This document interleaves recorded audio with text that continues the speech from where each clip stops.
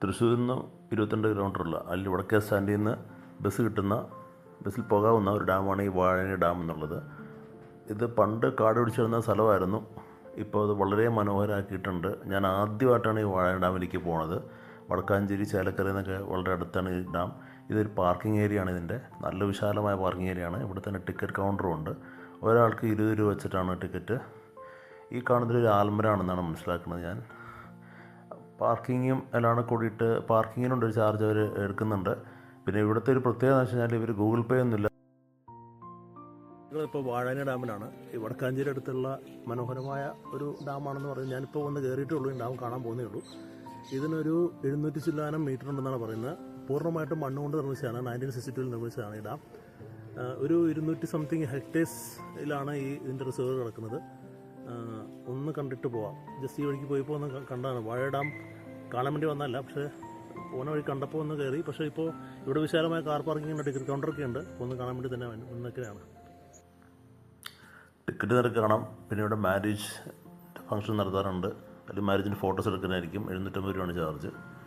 അപ്പോൾ ടിക്കറ്റൊക്കെ എടുത്ത് പയ്യെ പുറത്തേക്ക് ഇറങ്ങിയപ്പോൾ ഈ ഒരു മരം ഒന്ന് ഷൂട്ട് ചെയ്യുകയുണ്ടായി. എത്ര വർഷത്തെ പഴക്കമുണ്ടെന്ന് നോക്കേണ്ടി വരും. പക്ഷേ ഇത് ആ ഒരു മരം നിൽക്കുന്നത് തന്നെ ഇതിൻ്റെ വലിയൊരു ബ്യൂട്ടിയുടെ ഭാഗമായിട്ട് മാറിയിട്ടുണ്ട്. ഇനി അങ്ങോട്ടേക്കുള്ള ഒരു കവാടമാണ്.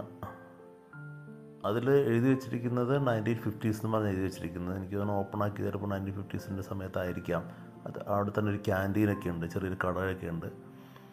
പുറത്തെ കാര്യമാണ് പറഞ്ഞത്. ഇനി ഡാമിൻ്റെ ഉള്ളിലേക്ക് കയറണമെങ്കിൽ 1954 to 1959 എന്ന് ഓൾ ചെയ്തിട്ടുണ്ട്. ഡാം കൺസ്ട്രക്ഷൻ സമയമായിരിക്കാം. അത് ഓപ്പണായി കൊടുത്തത് 62 തോന്നുന്നു എന്നാണ് ഞാൻ മനസ്സിലാക്കുന്നത്. അപ്പോൾ ഇവിടെ ടിക്കറ്റ് നോക്കുന്ന ഒരാളുണ്ട്. അയാൾക്ക് ടിക്കറ്റ് കൊടുക്കുക.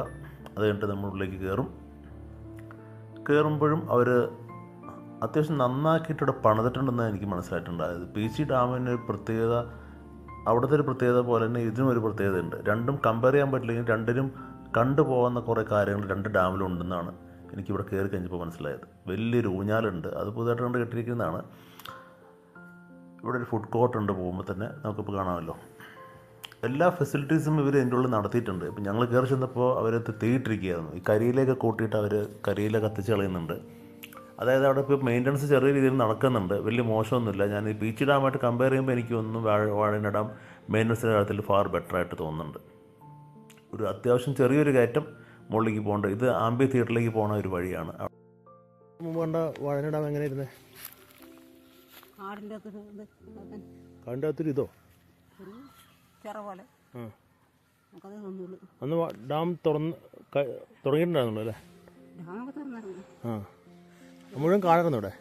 61-ലായിരുന്നു. ആ, മുഴുവൻ കാടായിരുന്നോ?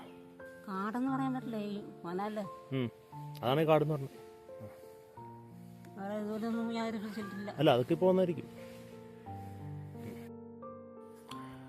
ഇതാണ് ഇവിടുത്തെ ആംബി തിയേറ്റർ. ഇവിടെ പലപ്പോഴും പരിപാടികൾ നടത്താറുണ്ടെന്നാണ് ഞാൻ മനസ്സിലാക്കുന്നത്. നമ്മുടെ എന്താ പറയുക, ഗ്രീക്കിലെ ഒരു ആംബി തിയേറ്ററൊക്കെ ഉണ്ടല്ലോ, അതിൻ്റെ ഒരു മോഡൽ ചെയ്തേക്കണായിരിക്കും. പക്ഷേ ഈ സിസ്റ്റം നല്ല രസമുണ്ട് കാണാൻ. കാരണം ഇതിപ്പോൾ ഞങ്ങളുടെ കോളേജിലൊക്കെ ഉണ്ടായിരുന്നു, NIT-യിലൊക്കെ ഉണ്ടായിരുന്നു. പിന്നെ മുകളിലേക്ക് ചെല്ലുമ്പോൾ നമുക്കിവിടെ കുടിക്കാനുള്ള ഒരു പ്രൊവിഷനൊക്കെ ഉണ്ട്. പിന്നെ ഇൻസ്പെക്ഷൻ ബംഗ്ലാവ് ഉണ്ട് ഇവിടെ. ഈ കാണുന്ന ഇൻസ്പെക്ഷൻ ബംഗ്ലാവാണ്. അത് കഴിഞ്ഞിട്ട് നേരെ ഡാമിലേക്ക് നമുക്ക് പ്രവേശിക്കാം. അപ്പോൾ ഡാമിൻ്റെ കാര്യങ്ങളൊക്കെ അവിടെ ചോദിച്ചിട്ടുണ്ട്. ഡാം തുടങ്ങിയതെന്നാണ്, എത്ര അതിൻ്റെ വിസ്തീർണം, അങ്ങനെ പല കാര്യങ്ങളും അവിടെ ബോർഡിൽ വെച്ചിട്ടുണ്ട്. ഈ കാണുന്നത്. ഇവിടെ നിന്ന് പോയി കഴിഞ്ഞാൽ ഡാം തുടങ്ങുകയാണ്. നമ്മൾ പറഞ്ഞ പോലെ ഇതൊരു എർത്തൻ ഡാമാണ്. പൂർണ്ണമായിട്ടും മണ്ണുകൊണ്ട് ഉണ്ടാക്കി വെച്ചേക്കുകയാണ്. മണ്ണും കരിങ്കല്ലും കൊണ്ട് ഈ ചിറ പോലെ കെട്ടി വെച്ചേക്കുന്നതാണ്. അതായത് പുഴ തടഞ്ഞു നിർത്തി ഡാം പോലെ ആക്കി പണിതൊരു സംഭവം. 1962 കഴിഞ്ഞു നമ്മൾ നേരത്തെ പല പ്രാവശ്യം പറഞ്ഞു. ഇവിടെ നിന്ന് അങ്ങനെ ഒരു സ്ട്രെച്ച്, ഒരു 700 മീറ്റർ 700 ചില്ലാനം മീറ്റർ സ്ട്രെച്ച് അങ്ങോട്ട് തുടങ്ങുകയാണ്. ഇതൊരു റോക്ക് ഗാർഡനാണ് ലെഫ്റ്റിൽ കാണുന്നത്. ചെറിയ റോക്ക് ഗാർഡൻ പോലത്തെ സ്ഥലമാണ് ഈ കാണുന്നത്. അവിടെ ചെറിയൊരു കടുവയൊക്കെ നിൽക്കുന്നുണ്ട്. അങ്ങോട്ട് കയറാൻ പറ്റിയില്ല, ചെറിയൊരു ഏരിയ. പക്ഷെ അവരെ പല സ്ഥലത്ത് എന്തെങ്കിലുമൊക്കെ ഉണ്ടാക്കി വെച്ചിട്ടുണ്ടെന്നുള്ളതാണ് എനിക്കിതിൽ ഇഷ്ടപ്പെട്ടത്. അവർ വെറുതെ ഒരു സ്ഥലം കളഞ്ഞിട്ടില്ല എന്നുള്ളതാണ് സത്യം. ഇതാണ് ഡാമിൻ്റെ വൃഷ്ടി പ്രദേശം എന്നൊക്കെ പറയുന്ന സ്ഥലം. ഇവിടെയാണ് വെള്ളം വന്ന് നിൽക്കുന്നത്. നമുക്ക് കാണാം, കരിങ്കല്ല് കൊണ്ട് സൈഡിൽ കെട്ടിക്കിട കാണാം. ഇത് ഫുള്ള് മണ്ണാണ്. ഇതിൽ ബാണാസുര ഡാം നമ്മുടെ വയനാടുള്ളത് ഇതുപോലൊക്കെ തന്നെയാണ്. അതൊരിടത്തൻ ഡാമാണ്. ഗ്രാവിറ്റി ഡാം എന്നൊക്കെ വേണമെങ്കിൽ പറയാം. ഇവിടെ ഉണ്ട് കുറച്ച് നടക്കാൻ, ഒരു 700 മീറ്റർ 700 കിലോമീറ്റർ നടക്കുമ്പോൾ തന്നെ 1 കിലോമീറ്ററിന് അടുത്തായല്ലോ. ഇപ്പോൾ ഇത്തിരി വെള്ളം കുറവാണ്, കണ്ടിട്ട് അത്ര വെള്ളമുള്ള പോലെ തോന്നുന്നില്ല. ഡിസംബർ മാസമായല്ലോ, ജൂൺ ജൂലൈക്കാണെങ്കിൽ നല്ല വെള്ളം വന്നേനെ. ഇവിടെ ഷട്ടേഴ്സ് പൊക്കുന്ന ഒരു ഏരിയ കുറച്ച് സ്ഥലത്തുണ്ടെന്ന് തോന്നുന്നു. അത് ഒരാൾ ഊഞ്ഞാലാടുന്നൊക്കെ ഇപ്പോൾ കാണാം.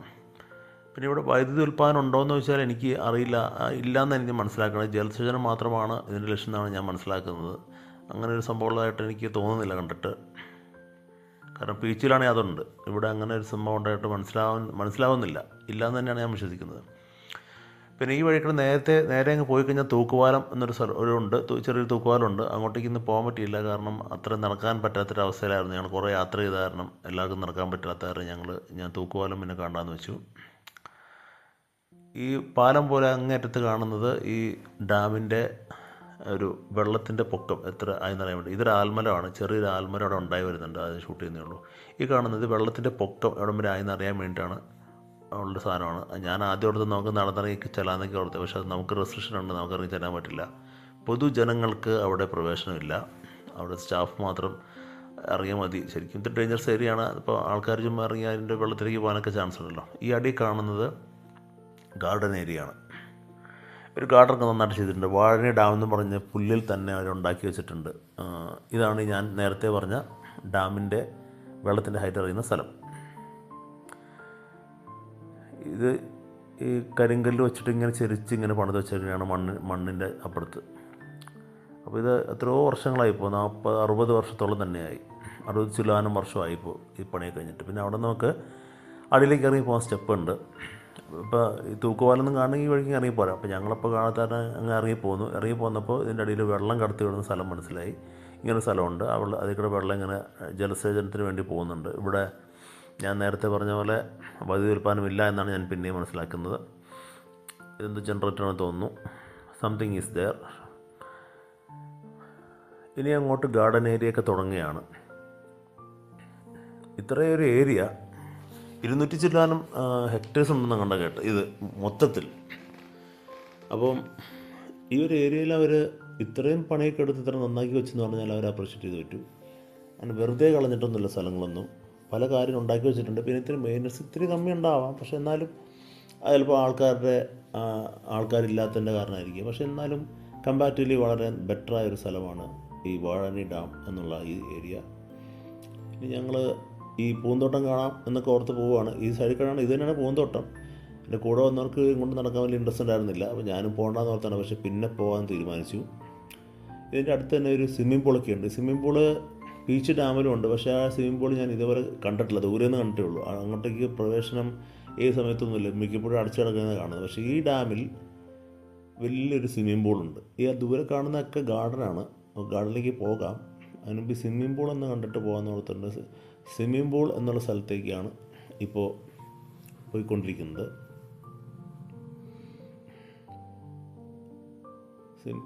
ഗാർഡൻ കുറച്ച് വിശാലമായ ഗാർഡൻ തന്നെയാണ്. അതിൽ ഇവർ ചെടി വച്ചിട്ട് പല ആകൃതിയിൽ പല കാര്യം ഉണ്ടാക്കി വെച്ചിട്ടുണ്ട്. ദൂരെ കാണുന്ന ഇതാണ് ഈ സ്വിമ്മിംഗ് പൂൾ. സ്വിമ്മിംഗ് പൂൾ വിശാലമാണ്, പക്ഷേ ഒരു പ്രശ്നം എന്താണെന്ന് വെച്ചാൽ അവിടുത്തെ വെള്ളമൊന്നും ക്ലീൻ ആക്കുന്നില്ല എന്നാണ് മനസ്സിലാക്കുന്നത്. സ്റ്റാഗ്നൻ്റ് വാട്ടറായിട്ട് കിടക്കുകയാണ് വെള്ളം. അതുകൊണ്ട് തന്നെ ഇറങ്ങിക്കഴിഞ്ഞാൽ ഇല്ലാത്ത രോഗങ്ങളൊക്കെ ഉണ്ടാകാൻ സാധ്യത വളരെ കൂടുതലാണ്.